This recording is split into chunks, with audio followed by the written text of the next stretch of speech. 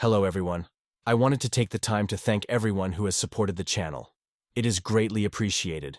Remember to take a look at the polls and take some votes. Your opinions are important. Friday the 22nd will be a double video night, so keep an eye out. When I started my medical residency, I was determined to become the best doctor I could be. I idolized Dr. Reynolds, the prestigious chief of surgery at my hospital. His skill in the OR was unparalleled, and he took me under his wing as his protege. I was honored by his mentorship and soaked up every pearl of wisdom. The day everything changed started like any other. I scrubbed in with Dr. Reynolds to assist on a routine appendectomy. But during the procedure, I noticed him deviate from standard protocol. He improperly ligated blood vessels and left perforations unchecked. Internal bleeding continued even after the patient was closed up. In the recovery room, the patient took a turn for the worse. Dr. Reynolds ordered us not to take him back to the OR, but instead to try and stabilize him without reopening. I knew he was too unstable, yet no one questioned the chief of surgery. Within the hour, the patient had died from blood loss. In the following weeks, I saw more similar cases. Surgical complications, bordering on malpractice, that Dr. Reynolds refused to address properly.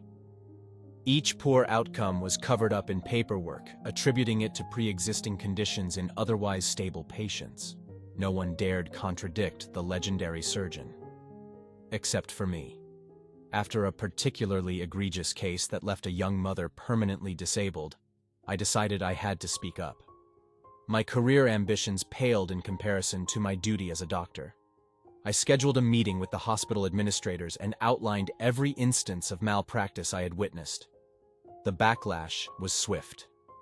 Dr. Reynolds denied all accusations and used his clout to discredit me. I was labeled as incompetent, a resentful trainee lashing out with false claims against a respected physician. My residency was put on probation, future career prospects swiftly evaporating. Each day I questioned if I had made the right choice. I loved medicine and had worked so hard to get here. Now everything was collapsing around me. But how could I stay silent, knowing patients were being harmed? I wrestled with self-doubt but knew that under it all, I cared more about doing what was right. The turning point came when another resident approached me privately. They had witnessed Dr. Reynolds' errors too, but had been too afraid to come forward until now. One by one, others came to tell me their stories, emboldened by my stand for truth. An independent investigation was launched. My claims were substantiated by testimony from dozens of staff and patients. By the time they presented conclusive evidence against him, Dr. Reynolds had no choice but to surrender his medical license and resign.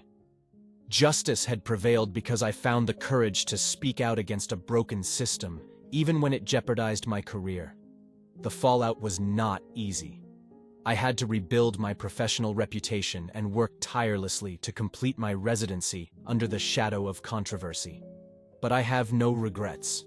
The hardest decisions require sacrifice. I chose integrity over ambition or loyalty. Now I have the privilege of running an ethical department that puts patient safety first. My advice to all aspiring physicians is to never compromise your moral compass. The lives of those we serve must come before personal gain.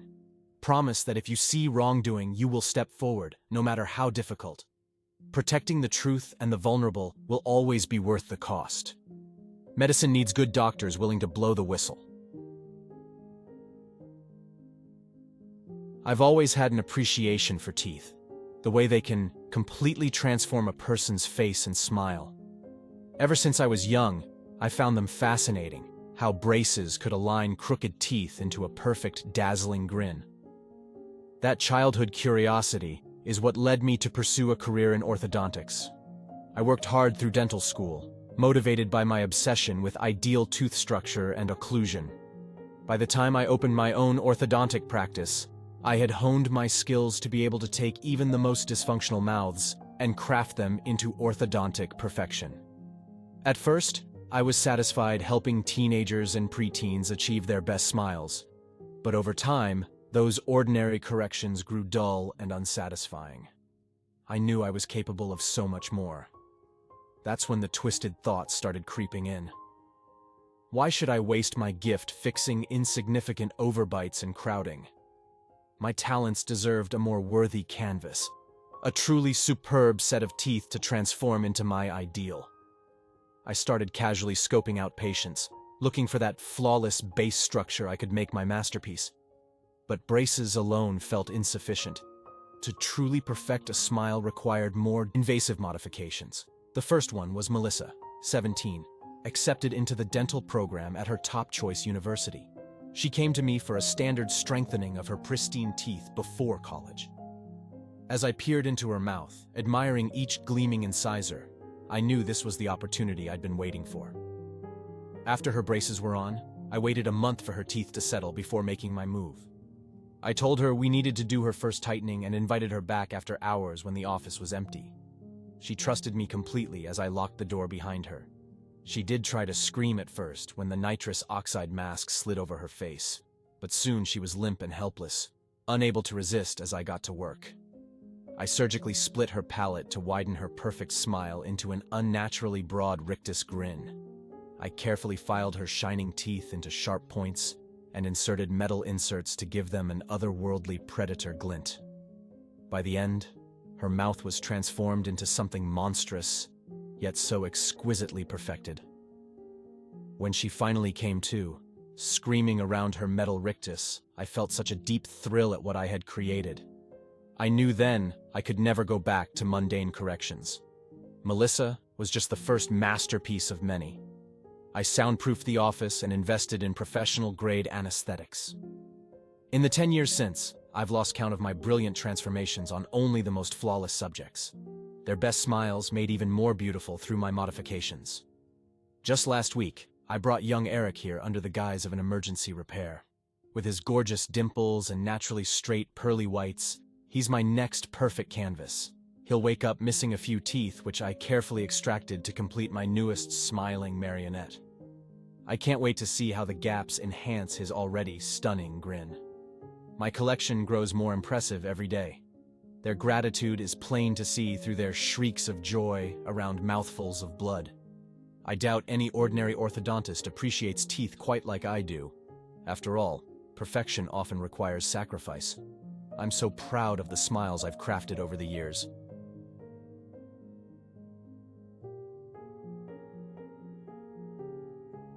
My eyes flew open to a blinding light. I jolted upright, heart pounding, only to be wrenched back down by thick leather straps securing me to a gurney. The pungent stench of antiseptic burned my nostrils as my blurry vision adjusted to reveal a room lined with intricate medical equipment. Where was I? How did I get here?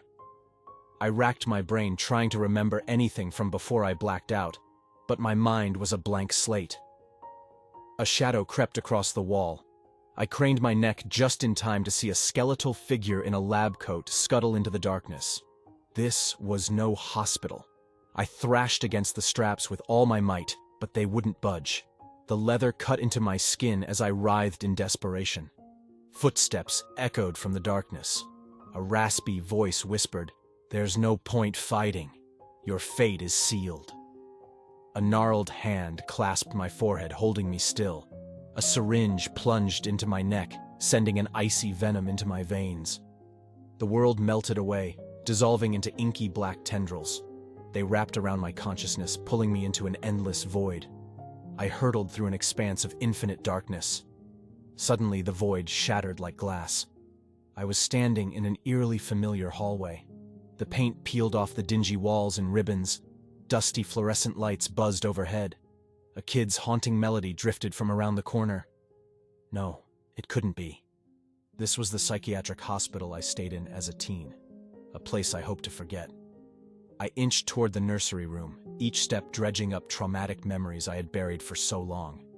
The closer I got, the more the walls oozed with blood. The nursery door hung ajar, revealing shadows dancing across the room. Monsters from my childhood nightmares were lurking inside. I wanted to run, but my feet dragged me forward. I crossed the threshold into blinding light once more. But this was no hospital room. I was strapped onto a rickety roller coaster, careening down a track lined with flames. A booming voice echoed overhead. Face your fears, or be devoured by them. The roller coaster raced toward a gaping pit filled with gnashing teeth and tentacled beasts. I strained against the bar, holding me down as we teetered on the edge of the abyss. With a desperate scream, I ripped free just as the coaster plummeted into oblivion. But my relief was short-lived. I spun around to see the entire amusement park morphing into a hellish landscape straight out of Bosch's paintings. Grotesque creatures watched me with malevolent eyes. The world was twisting into a living nightmare, and I was trapped inside. How long I endured that sadistic ride through my darkest fears, I cannot say. Time lost all meaning. I clung to my sanity as demonic illusions left me bruised, bloodied, and trembling. Just when I thought I could take no more, a blinding light enveloped me, wrenching me back to the gurney. I lay there, soaked in sweat, every nerve raw, as footsteps approached once more. Through swollen eyes, I saw that skeletal man in the lab coat leering down at me. Comprehension dawned. This was no nightmare. It was a diabolical experiment devised by a psychopath. Anger simmered in my gut. No more. I would not be tortured again. In one explosive push, I snapped the leather restraints and lunged at my captor's throat. We crashed to the floor in a tangle of limbs. I scrambled for leverage, fueled by white-hot rage. In the chaos, my hand closed around a scalpel on the instrument tray. One swift slash and I left the madman gurgling in a pool of his own blood. I staggered out of that house of horrors, weakened and wounded, but finally free from the nightmare. The twisted experiment was over. I was scarred, but stronger. Next time I would not wait to fight back against the darkness. Late at night, as a nurse working the graveyard shift, I settled into the dimly lit hospital ward, where the hushed whispers of machines and the distant hum of life support systems created an eerie symphony. The comatose patient in room 217, Mr. Thompson, lay motionless, his frail body clinging to the last threads of life. It was a routine night until the moment the old rotary phone on my desk began to ring. Startled, I answered, but all I heard was a guttural, raspy breath on the other end. "Room 217, the voice whispered before disconnecting. Shivers raced down my spine as I glanced at Mr. Thompson's room. What could this be? Trembling, I dialed the room number and listened. There was no sound, no movement. Just the machines, steady and unchanging. Minutes later, the phone rang again. Its ringtone like a death knell. "Room 217, the voice repeated, more urgent this time. I rushed to the room, my heart pounding. As I entered, the monitors displayed normal readings, but Mr. Thompson's eyes were wide open, staring at the ceiling. His lips moved, but no sound escaped them. The room was freezing, and I could see my breath in the air. I knew something was terribly wrong. I called the doctor, my voice trembling as I described the bizarre events. As I hung up, the phone in the room rang, startling me. It was the same guttural voice, now desperate, repeating, "Help me, help me." Tears welled in my eyes as I tried to comfort Mr. Thompson, but he couldn't communicate. The doctor arrived, confusion etched across their face as they examined the patient and the monitors that inexplicably displayed signs of life. We stood there, helpless, as the phone continued to ring, the voice growing more agonized with each call. Despite our efforts, we couldn't decipher the source of these calls or the torment plaguing the room. Hours passed, and with each call, the voice grew weaker, until finally, it faded into silence. Mr. Thompson's monitors flatlined, and he peacefully slipped away. The room was still, and the phone sat motionless on my desk. I couldn't explain what had transpired that night, and I doubted I ever would. All I knew was that something beyond the realm of science had visited room 217, and it left me with a chilling certainty that some mysteries were best left unsolved. As a nurse working the late shift, exhaustion gnawed at me. The sterile scent of the surgical ward, a place I had grown accustomed to, was now overwhelming. It had been a relentless night, and all I craved was the solace of my own bed. I had just finished my final rounds, ensuring every patient was stable and comfortable before heading to the catwalk above the surgical theater. My footsteps echoed through the dimly lit passage as I trudged toward the exit, my heart yearning for the respite of rest. But when I reached the door, the handle refused to turn. Panic surged through me as I tugged frantically, realizing with growing dread that I was locked in. I fumbled for my phone, trembling fingers desperately trying to dial for help, only to discover that there was no signal in this metal cocoon. A chill swept over me as I gazed down at the silent surgical theater below. The operating lights cast eerie, elongated shadows on the lifeless equipment. Fear clawed at my chest as I pounded on the door, screamed until my throat grew raw, but the sounds disappeared into the vast emptiness. Hours crawled by, and desperation gave way to hysteria. Why was no one coming to my rescue? I pounded on the floor, hoping someone would hear, but the sterile walls absorbed my cries. The catwalk, usually a place of mere passage, became my prison. As the night dragged on, my mind played tricks on me. I saw fleeting figures in the shadows, heard phantom whispers in the echoing silence. Was this isolation driving me mad? Or was something malevolent lurking in this lifeless place? Tears streaked my cheeks as I huddled in a corner, haunted by the possibility that I might never escape. The once familiar surgical ward transformed into a nightmarish labyrinth of despair. And then, just as suddenly as it had begun, the door swung open. The lights from the corridor spilled into the catwalk, blinding me momentarily. I was free. The nurses and doctors who had discovered me babbled words of concern and comfort, their faces etched with worry. I tried to explain what had happened, but my words tumbled out incoherently. They exchanged glances, their expressions a strange mixture of sympathy and doubt. None of them seemed to understand how I could have been locked in, how I had been isolated from their world. To this day, I can't shake the memory of those long, terrifying hours on the catwalk. I know it was real, even if they choose not to believe me. And when I walk past that surgical theater, I can't help but feel a lingering presence, a malevolent force that watches and waits in the shadows, ready to claim another unfortunate soul. The night was as dark as pitch, and the rain fell incessantly, creating an ominous symphony of chaos against the windshield of our speeding ambulance. We raced through the winding, rain-soaked roads, sirens wailing, blue and red lights piercing the relentless downpour. Our small-town emergency room had witnessed its share of accidents, but none of us could have foreseen the harrowing ordeal that awaited us. The call had come with an urgency that sent shivers down our spines. A car pileup on a remote, desolate road.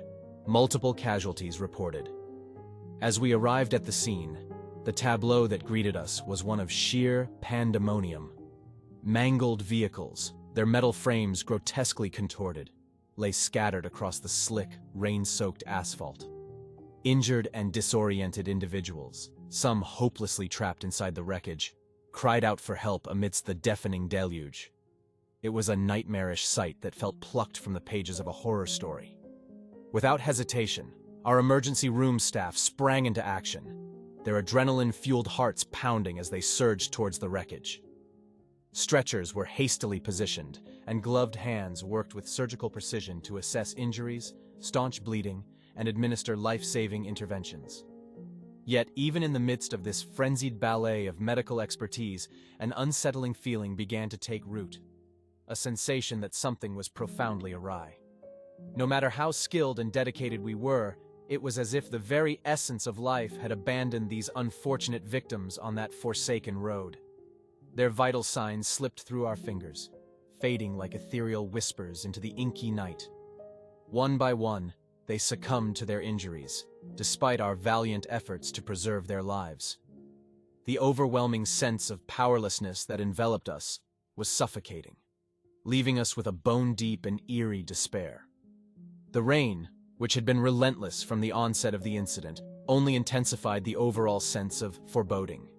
Each raindrop seemed to carry a chilling weight, as though the storm itself had conspired against our efforts. The cold, insidious, and unyielding, seeped into our very bones, amplifying the eerie atmosphere that hung over us like an oppressive shroud.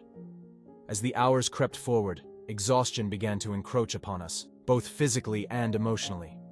We fought against insurmountable odds, struggling to preserve lives, yet it seemed that the battle was one we were destined to lose.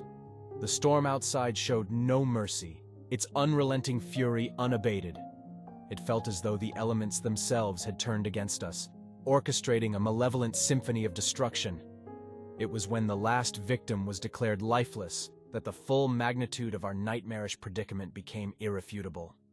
We stood in the dimly lit emergency room, our uniforms sodden and chilled to the bone. Faces etched with exhaustion and grief bore witness to an unspeakable tragedy. None of us could fully grasp the enormity of what had transpired that fateful night. An unsettling uncertainty settled upon us, casting a pall over the room. Adding to our growing unease, the hospital's interior lights flickered ominously and the backup generator reluctantly roared to life. In the ensuing darkness, we found ourselves disoriented and vulnerable. Thunder resonated outside, its menacing growls punctuated by jagged bursts of lightning that intermittently illuminated the room in stark, eerie relief. Within the ethereal glow of our flashlights, we heard them, the barely perceptible whispers that seemed to emanate from the shadows, the ghostly footsteps that echoed through the empty corridors. Unseen hands brushed against us, their touch as icy as the breath of death itself. It was as if the spirits of those we couldn't save had returned to claim us, pulling us inexorably towards an unfathomable abyss. Terrified and trembling, we huddled together, our breaths ragged, fully aware that there was no escape from the encroaching darkness. The relentless storm outside continued its merciless assault, and with each passing minute, our sense of impending doom grew more profound. That night in the emergency room, we found ourselves ensnared in a malevolent force, caught in a nightmarish limbo between the realm of the living and the shadowy domain of the dead. As we waited, paralyzed by fear, for our inexorable fate to unfurl, we couldn't help but wonder if our fateful encounter on that remote road had unwittingly invited something far more sinister into our lives. A relentless and malevolent force that would stop at nothing to exact its revenge. In the aftermath of that dreadful night on the remote road, our lives had changed irreversibly. The events in the emergency room had left us scarred, haunted by the chilling uncertainty of what had transpired. But little did we know that our encounter with the malevolent force was far from over. As the days turned into weeks, our once cohesive emergency room team began to fray at the edges. Sleepless nights and whispered conversations in the hospital corridors became the norm. We couldn't shake the feeling that something malevolent had latched onto us, an unseen menace lurking in the shadows. It began with subtle disturbances, a flickering light, a cold draft that seemed to come from nowhere, and the occasional whispered word that no one could identify. At first, we dismissed these occurrences as mere coincidences, or the product of our frazzled nerves. But as they grew more frequent and pronounced, we couldn't deny the unsettling truth that something was terribly wrong. One evening, as I was checking on a patient in the dimly lit corridor, I heard it. A whisper that seemed to originate from the empty room nearby. "Help me!" it pleaded, the voice trembling with an otherworldly anguish. I turned toward the room, my heart pounding in my chest, only to find it empty. The door had swung open on its own accord, a chilling draft of cold air wafting through the room. Fear began to consume us, and we started to avoid the corridor where the voice had been heard. But the eerie phenomena followed us like a shadow, infiltrating every corner of the hospital. Lights would inexplicably shatter, and equipment malfunctioned without warning. The once reliable hospital PA system crackled to life with unsettling messages, often unintelligible but filled with an unmistakable sense of dread. It was during one particularly harrowing night shift that we began to feel a malevolent presence watching our every move. As we rushed to care for a critically ill patient, the room grew frigid, and our breaths became visible in the cold air. The patient's monitors emitted a deafening, high-pitched scream, their vital signs inexplicably plummeting. No amount of medical expertise could save them, and they joined the growing list of inexplicable fatalities. We gathered in the hospital's dimly lit break room, our faces etched with fear and exhaustion, and discussed what we had been experiencing. The consensus was unanimous. The malevolent force that had descended upon us on that stormy night had not relented. It had, in fact, intensified its grip on our lives. Desperation pushed us to seek answers. We combed through the hospital's history, discovering tales of tragedies and unexplained deaths that had occurred within its walls. Rumors circulated of a malevolent presence, a dark force that had plagued the hospital for generations. One name kept resurfacing, a nurse who had worked at the hospital decades ago. She had reportedly been consumed by grief after losing a patient during a brutal storm much like the one we had experienced. Legend had it that her tormented spirit still roamed the hospital's corridors, seeking retribution for her perceived failures. Haunted by these revelations, we decided to confront the lingering malevolence head-on. Armed with candles and ancient texts on exorcism borrowed from the local library, we ventured into the darkest corners of the hospital, searching for a way to free ourselves from the unseen menace. As we delved deeper into the labyrinthine sub-basements and disused wards, we began to feel a palpable sense of malevolence closing in on us. Whispers grew louder, and shadows seemed to dance just beyond the reach of our feeble candlelight. But we pressed on, determined to rid the hospital of the darkness that had tormented us for far too long. The conclusion of our terrifying ordeal lay ahead, shrouded in uncertainty. The malevolent force that had plagued us was real, and its malevolence had only grown stronger. We were about to confront a darkness that defied explanation, a presence that sought to consume us all. The hospital had always been a place of healing, or so we thought. Beneath its sterile surface, beneath the veneer of compassion, there lurked a malevolent presence, ready to shatter the illusion of safety and care. It began with hushed whispers among the staff, a series of unexplained disappearances that sent shivers down our spines. Colleagues we had worked alongside for years had vanished without a trace, their faces haunting our memories like fading ghosts. Rumors of a serial killer stalking the hospital staff had spread like wildfire. Authorities were called in, and security was heightened, but the disappearances continued unabated. Fear had become a palpable presence in the once bustling hospital corridors, casting long shadows over our daily routines and making the very air we breathed feel tainted. I was a nurse on the night shift, and it was during one of those long, eerie nights that I found myself drawn to the forgotten sub-basement. It was a place that had been abandoned for decades, a labyrinthine maze of decaying walls and forgotten equipment. The very air seemed to carry the weight of countless forgotten souls, their whispers echoing in the darkness. It was the perfect hiding place for someone who didn't want to be found. As I ventured deeper into the subterranean darkness, the dim emergency lights flickered ominously overhead, casting eerie, elongated shadows that seemed to dance to a sinister tune. The air grew colder with each step, and the sound of my own footsteps echoed through the desolate corridors, a symphony of solitude and dread that reverberated in the marrow of my bones. My heart raced, and every shadow seemed to conceal a lurking menace, but I couldn't stop myself. I was driven by an unshakable curiosity and a gnawing fear that I might be the next victim. The walls around me bore witness to the hospital's forgotten history, their cracked surfaces bearing cryptic messages from a time long past. The paint was peeling, and the oppressive scent of decay clung to every surface, suffocating me. It was in the darkest corner of that forsaken place that I found the first message. It was scrawled in what appeared to be dried blood, its crimson hue vivid against the peeling wallpaper. The words were chilling in their simplicity. "You're next." A wave of terror washed over me as I stumbled back, my mind racing with 1,000 questions. Who had written this? How had they known I would come here? Was it a cruel prank? Or was the killer toying with me, luring me deeper into their macabre game, a game I had unwittingly joined? I fled the sub-basement, my heart pounding, and made my way to the authorities. They launched an immediate investigation, but the message had vanished when they arrived, leaving no trace of its ominous presence.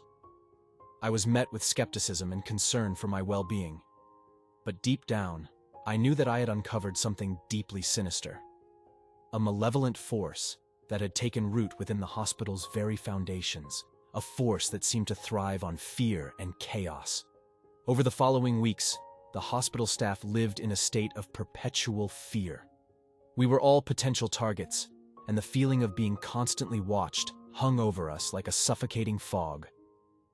The disappearances continued, each one shrouded in mystery and dread, as if the hospital itself had become a breeding ground for the macabre. As the hospital's once bustling hallways grew quieter, I couldn't shake the feeling that I was being watched. Every creak of a floorboard, every rustle of fabric sent a chill down my spine. The killer was out there, lurking in the shadows, waiting for the perfect moment to strike, waiting for me to let my guard down.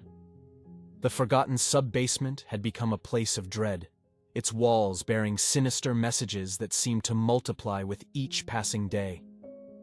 "You can't hide. Your time is coming," they taunted, their sinister presence palpable.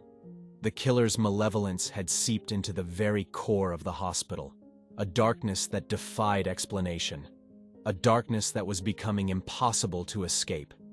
And as the list of missing hospital staff continued to grow, I couldn't help but wonder, would I be the next to vanish into the abyss, leaving only a cryptic message scrawled in blood on the walls of the forgotten sub-basement as a haunting reminder of my fate?